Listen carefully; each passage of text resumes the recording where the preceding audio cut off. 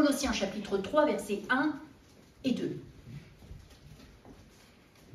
Si donc vous êtes ressuscités avec Christ, cherchez les choses d'en haut, où Christ est assis à la droite de Dieu.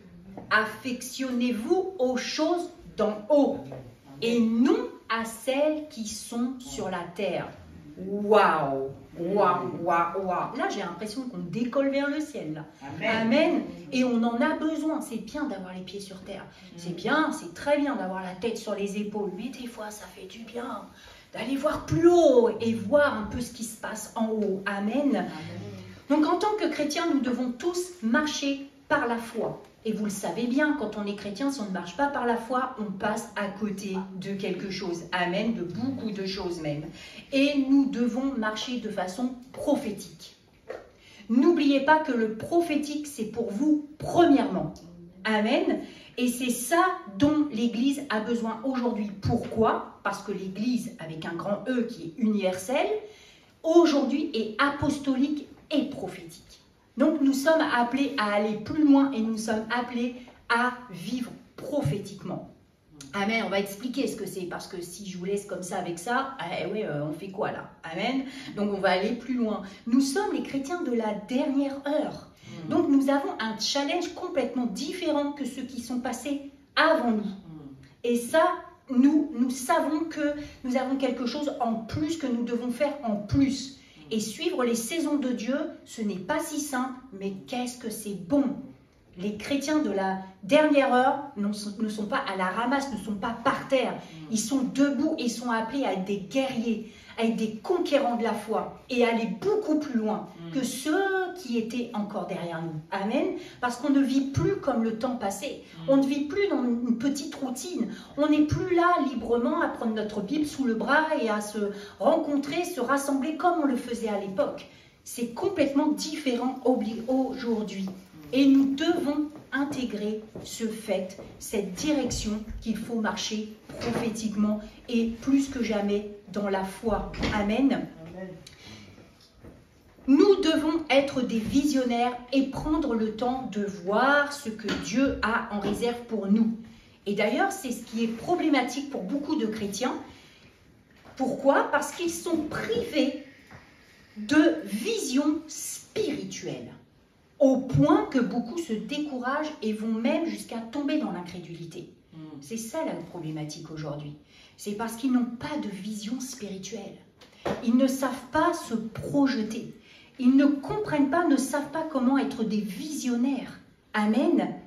Donc nous avons besoin des prophètes. Nous avons besoin d'être entourés de personnes qui ont le don prophétique, qui ont l'onction prophétique. Mais si nous attendons toujours après ces personnes-là, nous n'allons pas vivre prophétiquement tout le temps dans notre vie. Et c'est ce que veut le Seigneur aujourd'hui. Il ne veut pas que ça soit que ponctuel. Un prophète arrive et prophétise sur vos vies. Il ne veut pas que vous, toujours une personne qui a l'onction prophétique, prophétise et on attend après elle en disant « Bon, cette personne-là a reçu l'onction prophétique, elle va bien me donner un petit quelque chose aujourd'hui qui va m'aider. » Non, le Saint-Esprit veut, lui, que nous soyons prophétiques et il nous aide à ce que notre vie soit prophétique. C'est son rôle aujourd'hui. Amen. Amen. C'est le Saint-Esprit parce qu'il est là pour ça. Il est là pour ça. Ça fait partie d'un des caractéristiques de son ministère. Amen. Amen. Donc nous devons être prophétiques pour nous-mêmes. Et le Saint-Esprit veut le faire et d'ailleurs c'est ce qu'il a toujours fait. Et c'est pour ça qu'il a pris le rôle du Seigneur Jésus. Il a pris le relais du ministère du Seigneur Jésus, qui était limité, mais avec le Saint-Esprit, nous sommes illimités. Amen. Et c'est exactement ce que veut faire le Saint-Esprit. Nous inspirer, nous guider, nous enseigner, nous accompagner. C'est ça le Saint-Esprit. Le jour où vous êtes seul et que vous n'arrivez à joindre personne et que vous êtes seul, vous n'êtes pas seul. Le Saint-Esprit est là. Amen. Et comme c'est une personne, vous pouvez lui parler. Vous pouvez prier le Saint-Esprit, vous pouvez questionner le Saint-Esprit, il va vous répondre. Amen. Amen. Parce que le Saint-Esprit veut que nous ayons maintenant cette façon de voir les choses pour que l'on puisse comprendre, apprendre et voir ce que Dieu a prévu pour nous. Il ne faut pas vivre à l'instant T tout le temps. Parce que sinon, les journées sont longues quand c'est comme ça. Quand on n'a pas de projection, quand on n'a pas de projet, ça peut être très long et on subit la vie. Amen, on n'a pas de moteur. Nous ne sommes plus errants aujourd'hui, nous devons marcher dans une direction.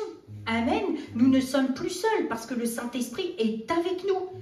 Donc, accompagnés par le Saint-Esprit, nous marchons dans la direction de Dieu. Et c'est bien dans la direction de Dieu qu'il faut marcher. Et pour cela, il nous faut être des visionnaires et marcher prophétiquement. Amen, avec nos yeux, non pas charnels.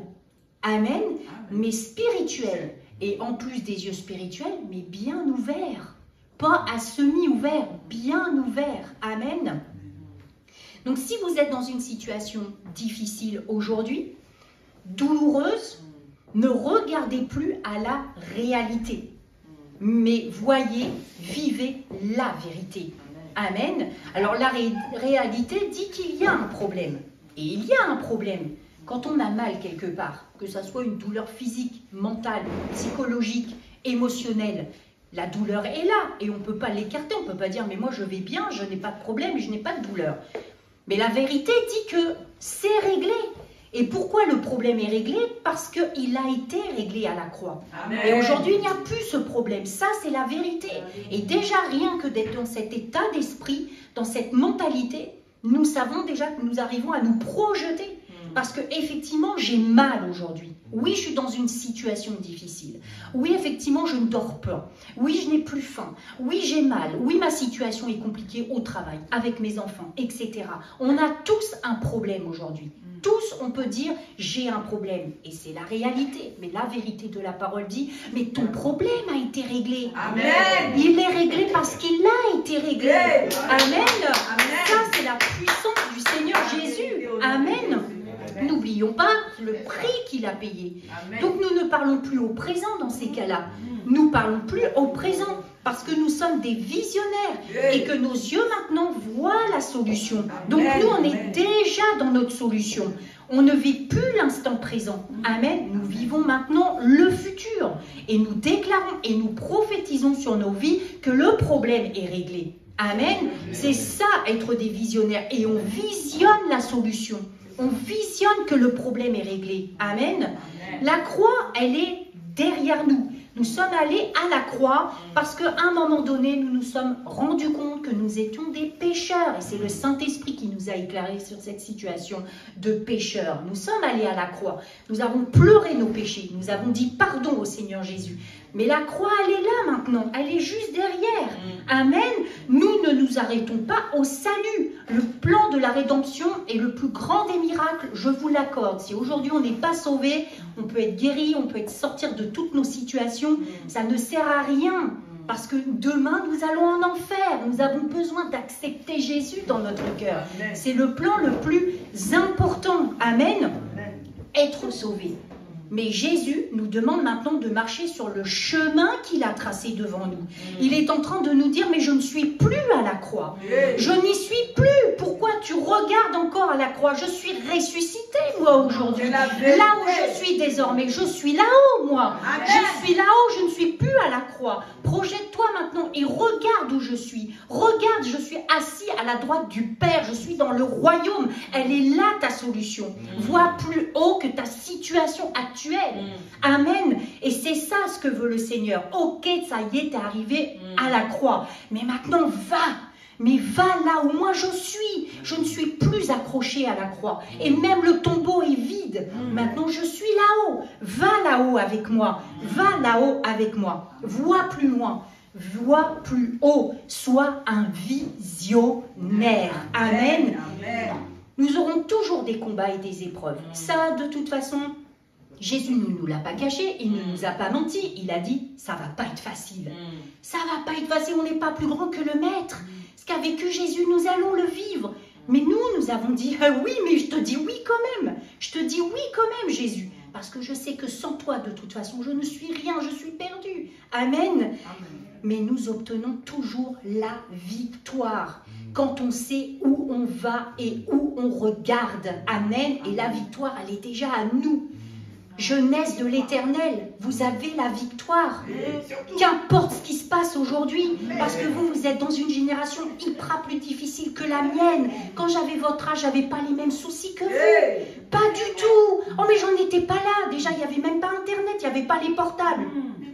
Je suis pas une grand-mère, non, je vous assure, mais c'est vrai, j'étais dans ce temps-là. Mais franchement, je vous assure, on vivait vraiment bien. On faisait des cabanes dans la forêt, on se voyait entre amis, il y avait plus de physique, on avait des jeux différents, on voyait les choses différemment. Pour vous, c'est beaucoup plus dur, tout est virtuel aujourd'hui. Et le monde est en train de vous happer, le diable veut vous happer davantage. De plus en plus, le diable veut voler vos vies, parce qu'il sait que vous, c'est une génération très importante. Amen. Et vous êtes des victorieux. C'est pas que pour les mamies les victoires, c'est pas que pour les ministères ou les parents. C'est pour vous aussi. Amen. Et là, il y a tout un groupe de jeunes. Je voudrais vous encourager aujourd'hui. On veut vous encourager parce que nous, on sait, avec la petite bouteille qu'on a derrière, ce que vous endurez aujourd'hui. On n'a pas oublié, nous, qu'on était jeunes. Et on veut aussi vous aimer et vous dire que Jésus vous aime et qu'il a la victoire pour vous dans toutes vos problématiques. Amen. En plus, vous allez avoir moins de difficultés que nous à être des visionnaires. Parce que vous, les jeunes, c'est frais là-haut. C'est encore bien frais. Amen. Le terrain est encore bien frais. Eh bien, suivez bien ce message et allez plus loin avec le Seigneur. Amen. À la croix, tout a été accompli. C'est ça qui est formidable. C'est énorme. Tout a été payé. Tous péchés ont été crucifiés. Amen. Les présents, les futurs et les passés, bien évidemment. Donc, c'est aujourd'hui, il y a encore des faiblesses, il y a encore des choses que vous n'êtes pas encore débarrassés. Croyez-moi, tout a été accompli, tout a été crucifié à la croix, tout a été payé à la croix. Amen. À la croix, Christ, par son sang précieux, nous a rachetés au-dessus de la valeur qui avait été fixée par l'accusateur. Le diable aime nous mentir. Amen. C'est son boulot. Il ne sait rien faire d'autre que détruire, voler, mentir, tuer. Stop au mensonge du diable dans vos vies, dans nos vies. Stop et place à la vérité de la parole de Dieu. Les mensonges du diable disent tu souffres, tu es malade, oh là là, tu es condamné, tu as fait ça, et il t'accuse, et il te condamne, et tu souffres, et tu vas encore souffrir. Mais la vérité de la parole dit, hey, regarde ce qu'a accompli le Seigneur à la croix. C'est ok pour toi maintenant, avance et sois un visionnaire, et vois que la solution, elle est devant toi maintenant. Et écrasez les mensonges du diable, refusez les mensonges du diable. Amen. Tout problème dans votre vie a été vaincu à la croix de Golgotha. Amen. Dieu désire que ses enfants marchent en pleine confiance en lui. C'est pour ça qu'il faut qu'on marche par la foi. Amen. Et le Seigneur prend plaisir à ce que ses enfants marchent par la foi, dans la foi, avec la foi. Et plus on a compris ça, plus on peut vivre prophétiquement. Amen. Parce que la foi, elle nous emmène quelque part. Alléluia. Et ça, c'est extraordinaire. Quand il n'y a plus de doute, quand il n'y a pas d'incrédulité, mais on peut déplacer nos montagnes. Rien n'est impossible à nous, parce que rien n'est impossible au Seigneur Jésus-Christ. Il garde toujours une part de mystère, je vous l'accorde. Dieu nous montre qu'il a un plan pour nous. Et il garde une part de mystère. Parfois, c'est comme un voile au-dessus de nos yeux, et on ne sait pas trop où Dieu nous emmène. Parce qu'il veut qu'on marche par la foi, il veut qu'on marche prophétiquement. Si on était là, devant lui, pardon pour mes péchés, et qui dit maintenant j'ai prévu ça pour toi, on ne marcherait pas par la foi. On se dirait, c'est acquis. Dieu me l'a dit, c'est acquis. Donc j'ai plus besoin de me battre. Quoi qu'il arrive, Dieu a dit, je vais te donner ça, je vais faire ça pour toi et je vais faire ça. Mais non, il a dit, ok, maintenant marche, même si c'est pas très clair pour toi les plans que j'ai, je garde une part de mystère parce que moi je veux pas que tu sois un enfant capricieux, orgueilleux.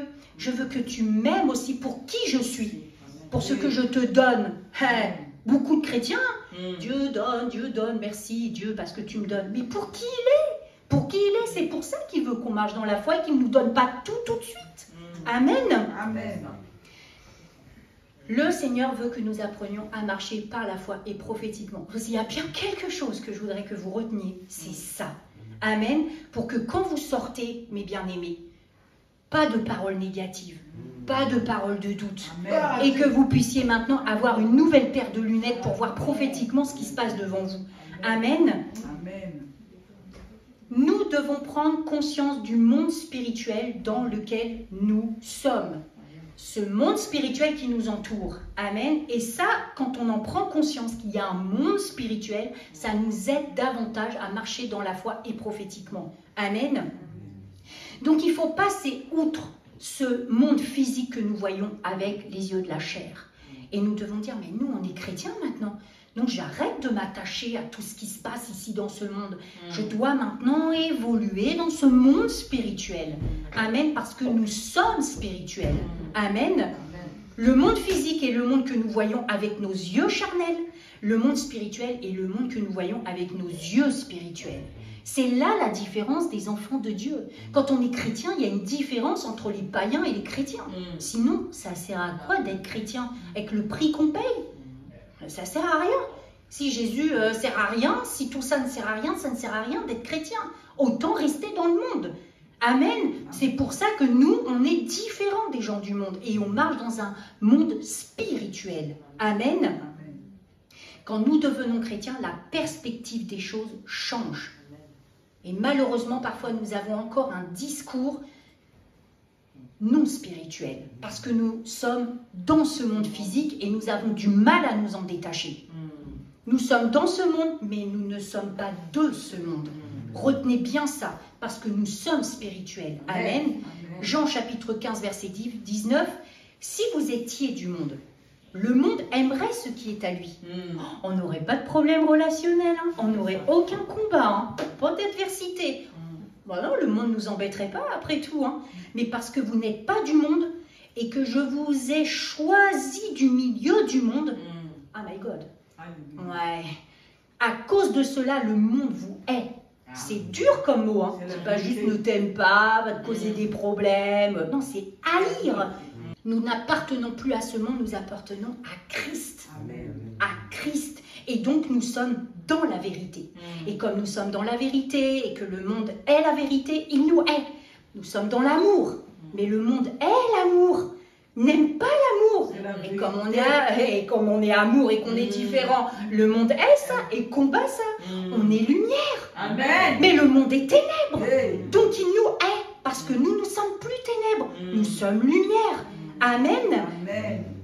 Parce que c'est le prince de ce monde qui règne et c'est Satan qui règne dans ce monde. Mais nous, c'est terminé ça. Amen. Nous ne sommes plus des enfants de la rébellion. Nous sommes des enfants de Dieu. Amen. Vous vous rendez compte, les titres qu'on a, nous, les gens de ce monde, le titre, princesse de l'éternel, Hey. prince du roi des rois. Hey. Non, mais nous sommes des princes et des princesses. Mais nous avons le droit de marcher en prince et princesse. Mais pour ça, il faut qu'on arrête de voir où on est là. Il faut qu'on se dise, hey, je suis enfant de Dieu, moi. Amen. Donc, hey, Dieu est un visionnaire. Dieu a des choses pour moi. Moi, je vais dans la direction de Dieu. Et maintenant, j'ouvre mes yeux spirituels et je marche dans les plans de Dieu. Amen. Amen. En Jésus-Christ, nous n'appartenons pas au monde, mais nous avons le pouvoir de faire de ce monde notre propriété. Ce monde, quelque part. Hey, on peut en faire notre propriété. Amen. C'est là qu'en tant que chrétiens, nous devenons les personnes les plus influentes de ce monde. Parce que pourquoi? Parce qu'il a tout mis sous les pieds de Jésus. Psaume chapitre 8, verset 6, tu lui as donné la domination sur les œuvres de tes mains. Dieu les a données, tu lui as donné la domination sur les œuvres de tes mains et tu as tout mis sous ses pieds. Amen. Amen. Et qu'est-ce qui décide? Qu'est-ce qui décide? Qu'est-ce qui décide? Quand on lit ce verset, tu lui as donné la domination sur les œuvres de tes mains, tu as tout mis sous ses pieds. Jésus, car il est là-haut, lui. Il n'est plus ici, il est là-haut. Et le monde a été placé sous ses pieds. Pourquoi il est sous ses pieds? Parce qu'il est là-haut maintenant. Amen. Et nous alors, ce monde, il est aussi sous nos pieds. Amen. Il est sous nos pieds parce que nous sommes assis avec Christ dans les lieux célestes. Nous sommes avec lui là-haut. Et maintenant, nous regardons là-haut. Amen. Josué chapitre 1, verset 3. Tout lieu que foulera la plante de votre pied. Oh, c'est à moi. Oh, j'ai un bout de chez vous, là, à moi. Tout lieu que foulera la plante de votre pied, je vous le donne comme je l'ai dit à Moïse. Amen. Non mais mes bien-aimés, sortez de chez vous, avant vous avez passé un temps dans la prière là, et vous n'allez pas voir si là où votre pied est posé, ce terrain-là ne vous appartient pas. Amen. Vous qui allez évangéliser dans la rue, hein, croyez-moi, là où vous plantez le pied, là où est la plante de votre pied, ça vous appartient. C'est votre propriété. Amen. Amen. Tout démarre sur notre façon de voir les choses. Tout est une question de perspective et de façon de voir les choses. Amen. Nous devons voir de façon différente pour s'emparer de ce qui est prévu par Dieu dans le futur. Amen. Une fois qu'on apprend à être des visionnaires, notre attitude va changer. Vous n'aurez plus le même discours sur votre vie. Vous ne serez plus accablé. Vous ne serez plus négatif. Et quand autour de vous, on commencera à dire des choses négatives, destructeurs, on dira, tiens, on cherche à faire perdre ma foi, vous serez déjà sur le qui-vive et dire, mais moi je suis un visionnaire, pourquoi tu cherches à me faire diminuer ma foi en disant je veux faire ci, mais c'est pas possible, si Dieu l'a prévu pour moi, pourquoi mon frère tu me dis que c'est pas possible, pourquoi ma soeur tu me dis non, non, non, si c'est le plan de Dieu, mais moi je vais y arriver, je vais accomplir cette mission, je vais rentrer dans les plans de Dieu. Amen. Et c'est ça les chrétiens, il faut qu'on soit audacieux, on a l'autorité de Jésus-Christ pour dire stop au mensonge du diable, mais tais-toi. Moi je vais dans la direction de Dieu, je ne vais pas dans la direction de ce monde. Moi j'ai mes yeux spirituels et ils sont bien ouverts. Tu devrais faire comme moi. Eh bien oui, amen. Et le jour où moi j'ai pas mes yeux spirituels ouverts, je compte sur vous pour me le dire. Amen. Eh pasteur Ingrid, t'es sûr là, tes yeux spirituels bien ouverts? Non? Bien sûr, parce que nous aussi on en a besoin. Amen. Ouais, amen.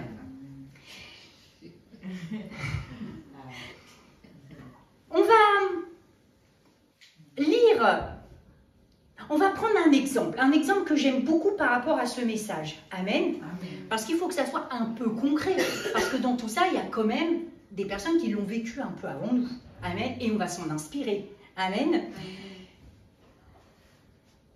Nous allons prendre l'exemple d'Abraham et Lot. Alors je dis Abraham parce que le passage que nous allons lire, Abraham n'était pas encore Abraham. Donc attention, là on parle d'Abraham. Amen. Et Lot. Alors il y a beaucoup de choses à dire sur leur parcours de vie et les choix qu'ils ont faits. Mais nous allons prendre un passage à l'époque où Abraham, du coup, ne s'appelait pas encore Abraham. Parce qu'Abraham signifie père élevé en hébreu. Et quand Dieu a donné sa promesse en Genèse 17 à Abraham, il lui a dit, tu t'appelleras plus Abraham, mais pour que tu puisses rentrer dans ses promesses, ton nom va changer. C'est Abraham. Pourquoi? Parce que Abraham veut dire père d'une multitude. Ami de Dieu. Waouh! Ami de Dieu. J'en connais pas beaucoup, moi, dans la Bible qui était appelé comme ça.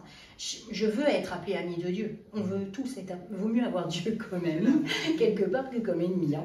Amen. Donc, on va lire Genèse, chapitre 13, versets 14 et 15. Et nous allons voir, par rapport à une situation, comment ils ont l'un et l'autre agi. Genèse, chapitre 13, versets 14 et 15, l'Éternel dit à Abraham, après que Lot se fut séparé de lui, lève les yeux et du lieu où tu es. Ça définit bien tout ce qu'on vient de dire avant. Lève les yeux et du lieu où tu es, regarde vers le nord, le midi, l'Orient et l'Occident. Attention parce que Dieu voit large. Hein. Quand on dit qu'il est visionnaire, je dirais même qu'il sait tout, il voit tout. Hein. Il nous demande de voir large. Car tout le pays que tu vois, je te le donnerai à toi et à ta postérité pour toujours. Sachez une chose, il a fallu la séparation avec Lot pour que Dieu donne la promesse à Abraham. Amen. C'est juste une fois que Lot s'est séparé d'Abraham que Dieu a pu enfin parler avec Abraham. Amen. Donc, séparation. Pensez toujours à ça. Si Dieu vous sépare, vous écarte de certaines relations, c'est parce qu'elles ne sont pas bonnes pour vous. Et pour rentrer dans les promesses de Dieu, il faut savoir aussi se détacher, se séparer, s'écarter de certaines relations. Soyez pas dans les émotions. Ne soyez pas émotionnels. Amen.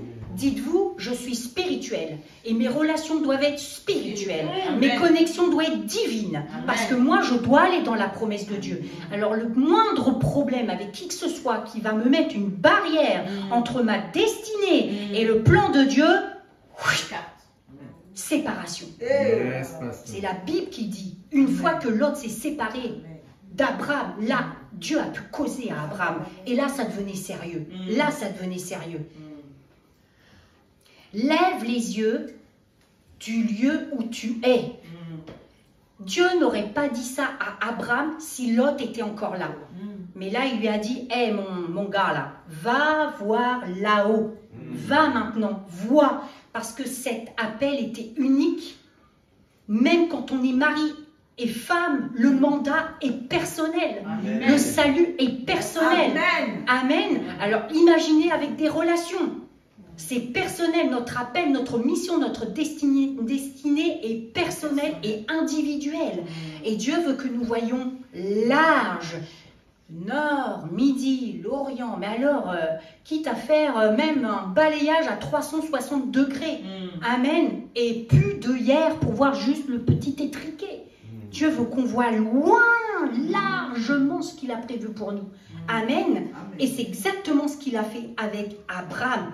Vois au-dessus de ta situation aujourd'hui.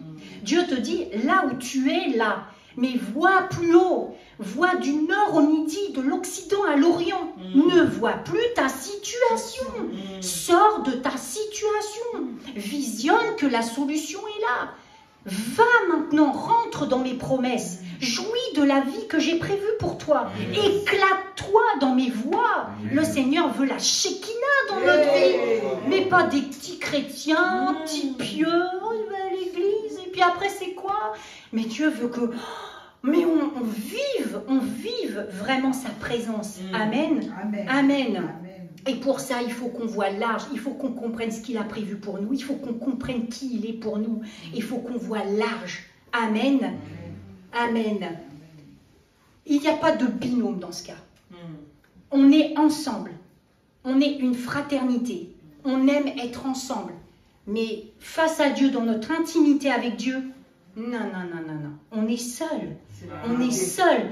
Et croyez-moi, là-haut, Dieu nous demandera des comptes. Amen. Mais pourquoi tu t'es appuyé sur ce qu'on t'a dit? Pourquoi tu as gardé telle relation? Parce que je t'ai entendu te plaindre. Mais qu'est-ce que tu as fait pour que les choses changent dans ta vie? Qu'est-ce que tu as payé le prix? Est-ce que tu t'es débarrassé de tout ce que je voulais que tu te débarrasses? As-tu accepté le renoncement? Séparation. Amen. Chacun doit être à sa place. Abraham devait prouver à Dieu sa complète dévotion et obéissance. Amen. Pour aller plus loin. Abraham ne voyait pas le monde du sens physique, il le voyait en esprit. Quand Dieu l'a pris à part, il a dit, vois maintenant toute cette étendue que j'ai prévue pour toi. Ce n'était pas physiquement qu'Abraham voyait ça. Ce n'était pas comme ça, c'était spirituellement. Et d'ailleurs, on peut lire un verset qui nous aidera à déchiffrer ça dans Actes chapitre 7, verset 5. Il dit, il ne lui donna aucune propriété. C'est Dieu, en fait, par rapport à Abraham. Il ne lui donna aucune propriété en ce pays, pas même de quoi poser le pied. Abraham n'avait rien. Rien. Abraham même n'avait rien. Que nous dit la parole? Mais il promit de lui en donner la possession et à sa postérité après lui, quoi qu'il n'eût point d'enfant. Réalisez, vous avez 99 ans. Votre épouse, elle a 90 ans. Et Dieu arrive. Ok, tu t'es séparé de telle personne, maintenant on va causer. Écoute, voilà, moi j'ai prévu ça pour toi. J'ai prévu que tu prennes possession de ton pays et ta postérité va en largement profiter. C'est pour vous tout ça. Vous avez 99 ans.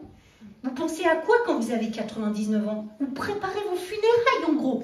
La vie est déjà accomplie. Vous avez l'impression d'avoir déjà tout accompli. J'ai 99 ans. Mais moi je sais que mes heures sont comptées maintenant. Je ne vais pas tarder à partir, à quitter cette terre. Non mais c'était un truc. Mais non, Dieu a dit, attends, tu as 99 ans, ta femme elle a 90. Il y a encore un bon bout de chemin à faire avec moi. Et puis moi j'ai le meilleur pour vous maintenant. Comment on aurait réagi à la place d'Abraham? Mais on aurait eu peur, on n'y aurait pas cru, on aurait douté.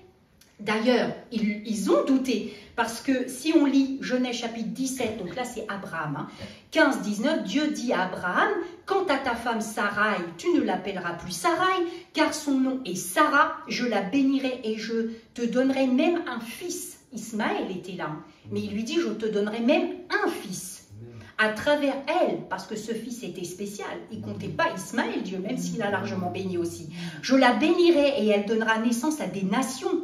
Des rois seront issus d'elle. » 99 ans. Encore, bon, mais là, 90 ans, Sarah. Amen. Abraham tomba le visage contre terre, il rit. Pourquoi il rit? Il n'y croyait pas. Il dit, mais ma femme, elle a 90 ans, tu veux qu'on fasse quoi? On ne va pas avoir d'enfant?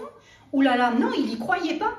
Et d'ailleurs, si on lit un petit peu plus loin, parce que là, Abraham, il dit, il rit et dans son cœur, un fils pourrait-il naître à un homme de 100 ans? Et Sarah, âgée de 90 ans, pourrait-elle mettre un enfant au monde? Abraham dit alors à Dieu, si seulement Ismaël pouvait vivre devant toi. Je disais, bah attends, il y a Ismaël, fais quelque chose avec lui. Ça y est, c'est peut-être lui en fait que tu as choisi. Dieu dit, c'est certain, ta femme Sarah te donnera un fils et tu l'appelleras Isaac. J'établirai mon alliance avec lui comme une alliance perpétuelle pour sa descendance après lui. Si Abraham là n'était pas un visionnaire, il serait tombé fou. Mais c'est de la folie, c'est insensé. Amen. Dieu n'est pas comme ça avec nous. Des fois, il nous parle et on ne lui dit pas, c'est insensé. C'est de la folie. Comment c'est possible? Non, moi je sais que c'est pas possible. Et vous riez. On rit parfois. On fait, parce qu'on est incrédule, on doute. Parce qu'on se dit, mais attends, le truc que Dieu a prévu pour moi. Non, bah non, pas moi. Indigne que je suis, oh, faible que je suis. Non, si Dieu te dit, c'est qu'il a prévu. Maintenant, il te demande, toi, c'est de changer un peu ta façon de voir les choses et de croire que ce qu'il te dit, c'est concrètement ce qu'il a prévu pour toi. Amen. Donc, pensez-y, Abraham n'a jamais possédé ne serait-ce qu'une petite portion de terre. Il fallait aussi l'accepter, ça. Hein. Mais regardez ce que c'est devenu aujourd'hui. Regardez les tribus et regardez un peu où on en est aujourd'hui. La belle église de Jésus-Christ, tout ça, tout ce qui s'est passé, c'est extraordinaire. Je te donnerai le pays à toi et à ta prospérité. Alors que lorsqu'Abraham avait levé les yeux pour regarder la promesse de Dieu, vous vous doutez bien que ce n'était pas avec des yeux charnels. Il aurait fui en courant. Il aurait fui en courant. Amen. Hébreux chapitre 11, verset 8 à 10, c'est par la foi qu'Abraham, lors de sa vocation, obéit et partit pour un lieu qu'il devait recevoir en héritage et qu'il partit sans savoir où il allait. Amen. C'est par la foi qu'il vint s'établir dans la terre promise comme dans une terre étrangère, habitant sous des tentes, ainsi qu'Isaac et Jacob, les co-héritiers de la même promesse, car il attendait la cité qui a de solides fondements, celle dont Dieu est l'architecte et le constructeur. Amen. Amen. Quelle grâce, c'est un passage tellement beau de toute la splendeur de Dieu. On peut contempler Dieu dans la parole de Dieu, dans des versets si puissants que cela. Mais ce n'était pas le cas de Lot. Parce qu'il était juste aussi Lot. Et d'ailleurs, c'est la Bible qui dit, dans 2 Pierre chapitre 2, verset 7, le juste Lot. Il avait une grâce aussi, Lot. Hein. Il n'était pas écarté du plan de Dieu. Hein. Mais lui, ce qu'il a fait, c'est qu'il a eu une situation similaire, mais que quand Dieu lui a dit « lève les yeux », d'ailleurs on peut lire dans Genèse chapitre 13 verset 10, Lot leva les yeux et vit toute la plaine du Jourdain qui était entièrement arrosée. Qu'est-ce qui s'est passé? Lot a regardé avec ses yeux charnels. Et il a fait « waouh, c'est ça que je veux partir dans cette direction ». Ah, tu veux partir dans cette direction? Eh bien, va dans cette direction, va dans ton choix. Va dans ton choix. Et qu'est-ce qui s'est passé pour l'autre? Ça a été une catastrophe. Parce que lui, il a regardé avec les yeux de la chair. Il n'était plus dans le plan de Dieu. Il a été émoustillé et séduit par ce qui se présentait devant lui. Mais lui, il a fait un choix qui n'était pas le choix de Dieu pour lui. Et c'était voué à la catastrophe. On en a marre que nos vies soient encore cadenassées, bloquées, n'est-ce pas? Puis qu'on arrive même à dire, ma vie au final c'est une catastrophe. C'est terrible pour un chrétien de dire ça. Eh bien non, on se dit, moi je ne suis pas un Lot. Moi je suis Abraham. Moi je vois comme Abraham. Moi je vois spirituellement. Je ne vois pas d'une façon charnelle. Amen. Il y a comme ça beaucoup, malheureusement, qui font des choix en fonction de ce qu'ils voient, en fonction de ce qu'ils sentent, et ils ne consultent plus l'Éternel. Ils ne sont pas des visionnaires. Ils s'arrêtent à leur situation, à ce qu'ils voient là. Mais ce qu'on voit là, c'est limité. Moi, si je vois en face de moi, je vois la porte. Si je fais ça, mais je suis enfermée quelque part entre quatre murs. Mais mes yeux spirituels, mais c'est au-delà. Même tout ça disparaît et me permet de me projeter là-haut, sur ce que Dieu a prévu pour moi là-haut. Amen.